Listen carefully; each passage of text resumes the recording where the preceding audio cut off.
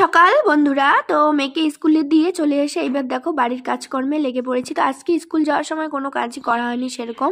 তো স্কুল যাওয়ার সময় অনেক ব্যস্ততা থাকি বন্ধুরা, যার জন্যে আমি স্কুলে মেয়েকে থুয়ে এসে এখন কাজগুলো করছি। তো ঝাড়ু দিয়ে নিচ্ছি, যেগুলো সংসারের কাজ, সব সংসারেরই কাজ করতেই হবে বলো, আমাদের মেয়ে মানেই কিন্তু ঝাড়ু ধরতেই হবে হাতে, তাই না? তো সে যত বড়ই হও না কেন ঝাড়ুটা কিন্তু ধরতেই হবে। তো চলো মেয়েকে স্কুল দিয়ে এসে আমিও কিন্তু কাজগুলো সেরে নিচ্ছি।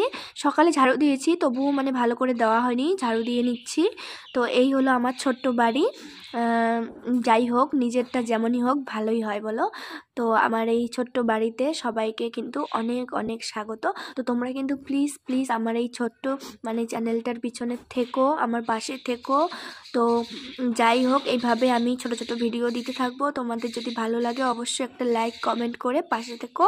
তো এখন কিন্তু আমি আজকে যেহেতু ডাল আর চচ্চড়ি বানাবো, তো যার জন্য মূলোগুলো কেটে নিচ্ছি। দেখো এখানে মূলো, ঝিঙে, ভোল, তারপর আলু, এগুলো দিয়ে চচ্চড়ি করা হবে।